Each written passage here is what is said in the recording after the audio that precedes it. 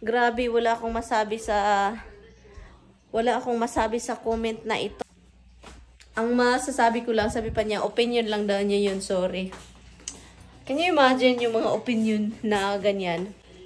Na nag-accuse ka ng tao. That's not an opinion. I think, ha? Kasi kung mag-accuse ka ng tao na, can you imagine yung utak mo nag-ano ba?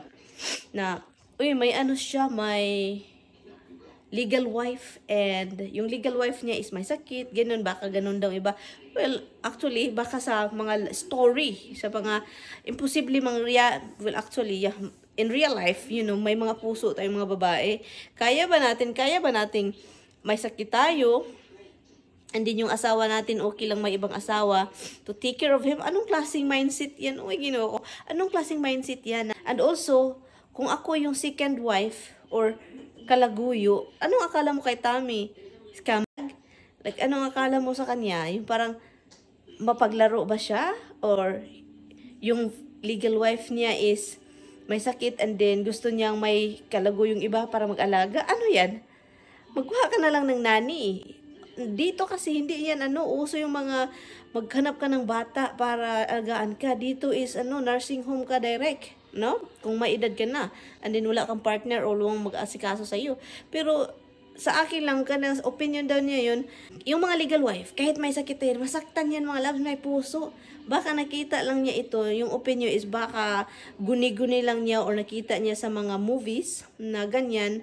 Can you imagine yung may sakit ako, pero yung asawa ko andun, doon uuwi sa kalaguyo, which is ako.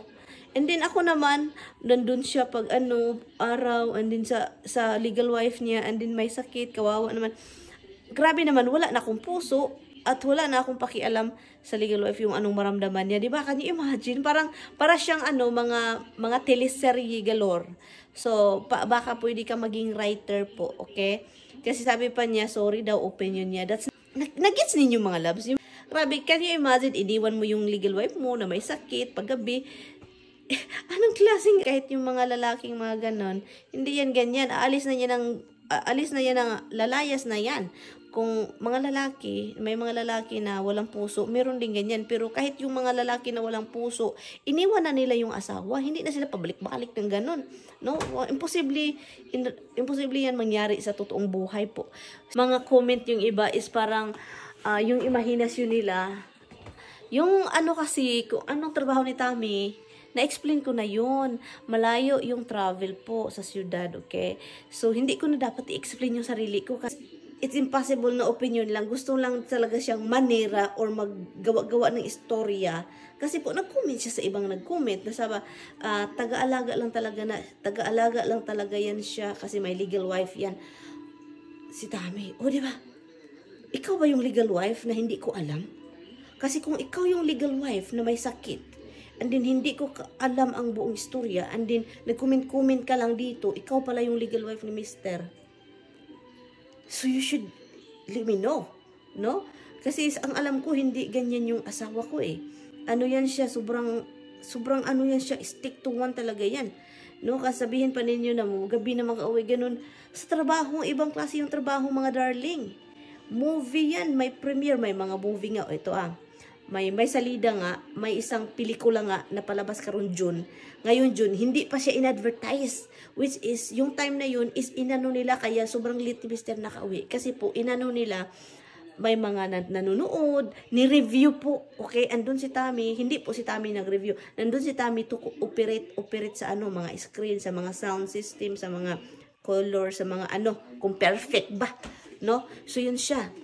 Siya mga loves, itong mga ganito mga loves, mga hindi ko na dapat sasabihin pa.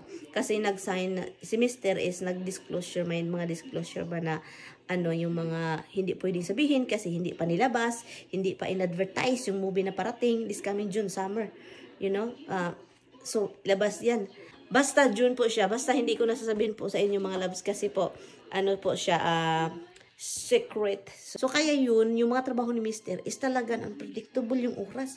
Kung anong dapat siyang oras na doon, agahan niya yan para po, pag may traffic, makandan doon na siya. Huwag kayong gagawa na istoryaan. Huwag ninyo akong sabihan na opinion lang yan. Huwag mo pabayaan yan. Hindi yan. Pero hindi naman ako apektado kasi hindi yan totoo. Pero panirang puri yan kasi eh. Nag-comment ka sa ibang mga comment na alaga ano lang ako kasi may legal wife yan, and si Tammy pinabayaan yung isang asawa, legal wife, and then nandun ako. So parang, hindi man yan Muslim si Tammy. Kasi Muslim lang yung pwedeng mag-asawa na dalawa. Kinasal kami eh. Kinasal kami. Kung may legal wife man siya, napriso na yan si Tammy, na ano na yan, nakulong na yan mga darling, no? Kasi dalawa asawa, hindi yan pwede. So, yun lang yung masasabi ko. Ay, naku, ang talagang mga tao, no? Na-feel man. Na-feel ko man yung hangin. Tingnan nyo, hindi pala naka-close. So, ito po yung araw mga loves sa si Mr. papuntang trabaho at ang tulog niya talaga is 2 or 2.5 hour lang talaga. So, sobrang pagod yan. So, bumangon ako para naman mag-spend time sa kanya. Kaya, no, pagod na pagod si Mr. So, kaya sinasamahan ko siya dito kahit pagod na. Gusto ko na talagang matulog din mga loves. Kaso talaga maganda din itong samahan nitong asawa ko para hindi siya maburyo, no? Kasi nga, buryong-buryo na nga siya sa trabaho, siya lang mag-isa at pagod na pagod, sakit ng katawan. Pagdating sa bahay siya na naman mag-isa, tulog na tulog ako. Alangan, ang liit naman kasi nito eh. So si Mr. ang saya-saya niya kapag talaga yung mga alaga niya. Masaya siya. Kapag yung alaga niya, alam niya, alis siya, andi nang hingi ng pagkain, tingnan nyo, naka-smile yun siya. Masaya yun siya mga loves. Kasi yun yung nakasanayan ng mga anak niya. Hindi ko na siya samahan doon sa garahean mga loves. So dito na kami magbaybayan, no? So halikanan. So Ginoo ko. Basta ito na siya. Sabi ko, ayaw ko na magpunta doon sa garahean. Ang ginaw-ginaw. So ngaya, yun, ito yung nangyari sa buong araw ko. Sobrang lonely ko. Sobrang lonely ko eh. Hindi tumawag si Mr. ngayong araw dahil po yung cellphone niya, nag-text siya sa akin. Yung text niya is sabi pa niya, yung cellphone niya nagloko. Hindi ako kumain ng dinner. Kumain ako ng lunch kanina, and nagtikim ako ng 2 shrimp na lumpia. And ngayon is 10:30 na. Alam niyo, gutom ako mga loves.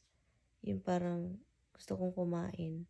At yun na nga hindi kinayanan ni Mary Ann bumangon para makakain ng dinner. Kasi nga, yun, tanga-tanga.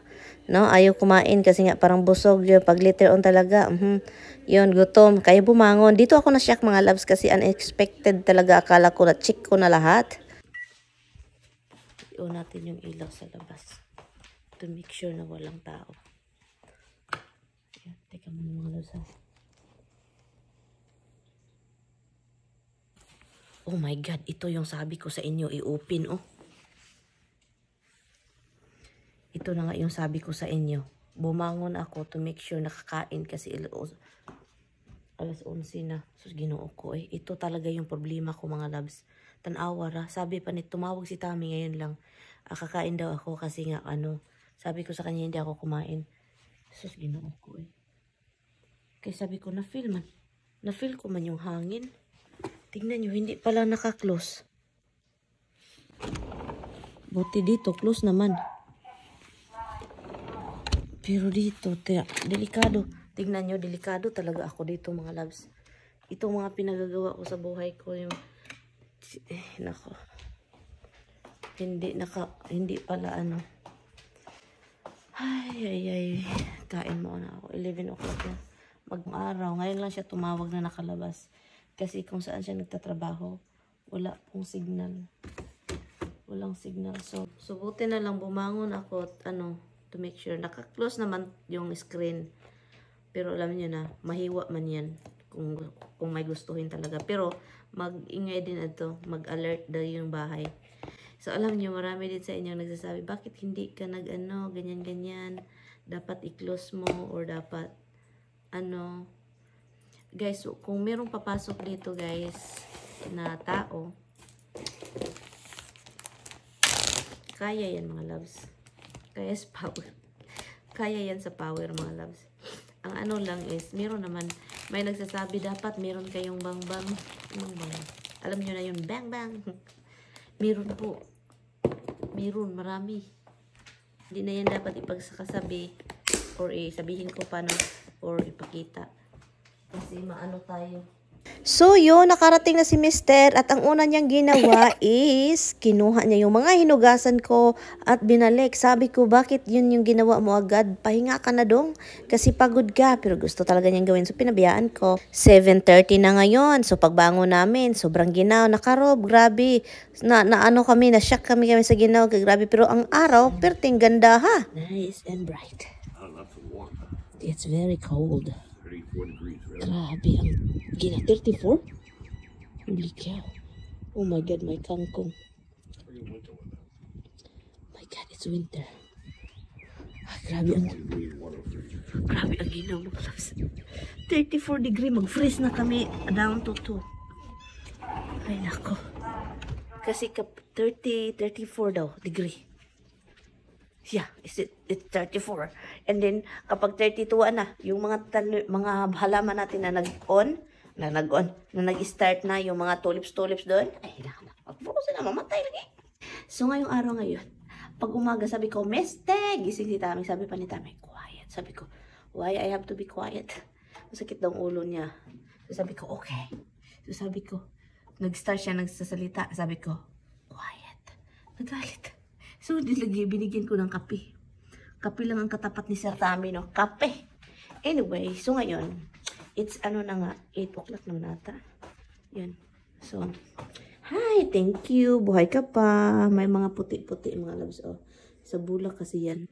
Kapag magbulak siya, mahulog yung mga puti-puti. But anyway, so dyan. So, 2 days na pala ngayon mga loves. Hindi ko na tubigan yung ating kangkong. May nagsasabi pala na kailangang basa. Alam ko naman yan. So, tubigan ko talaga yan usually mga everyday, no? Twice a day. So, ito lang muna. Dito lang muna tayo mga loves. Thank you for watching, ha?